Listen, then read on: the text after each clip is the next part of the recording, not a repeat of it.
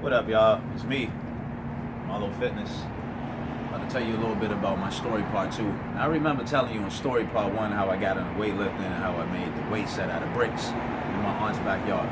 Well, after making that weight set out of bricks, I went a little further with it. So I had a friend of mine who lived down the street from me, and one day I had went over to his house, walked in the kitchen, and he pulled out some protein powders and gave it to me.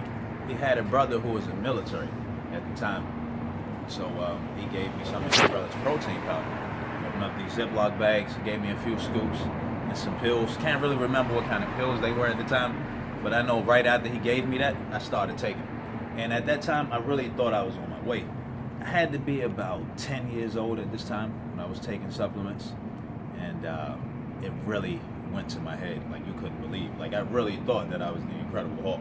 So one day when I was in the basement of my aunt's house working out with my bench press set, I had a temper tantrum because I thought that in order to be like a big muscular guy, you have to be just like the Incredible Hulk. You have to have all these temper tantrums. You got to go off to prove how big, strong, and muscular you are. So I went off and had this temper tantrum, felt embarrassed a little later, but I was young back then, didn't know any better. But my mom saw that, and her and my dad put some money together that following Christmas and got me a weight set. At the time, we had moved into a bigger house. So around Christmas time, my Christmas gift was this big box. I had no idea what was in it, didn't know what I was getting. So I opened up this box on Christmas, and it was a weight set, and I was just blown away.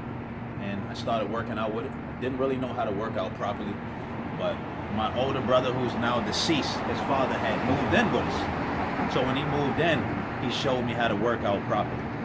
So he got me an incline bench. We started doing like bench presses.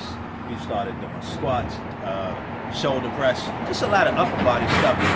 Because really was not, at the time, really didn't care about legs. You know, a lot of guys don't really care about that when they're young because they don't think legs matter. So we focused more on upper bodies because we want the big arms, the big back, the big chest.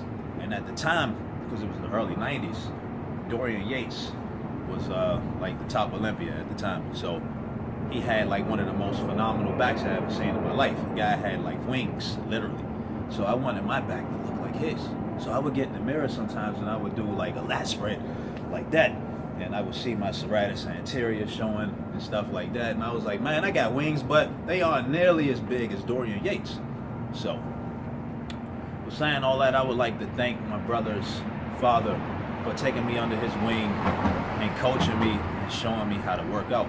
Because that was the start of me becoming who I am now and put me on this journey. And not only did he show me about working out, he also was a role model to me as well. Because my father was not in my life at the time. So my older brother's father was the one coaching me and mentoring me and showing me how to be a man.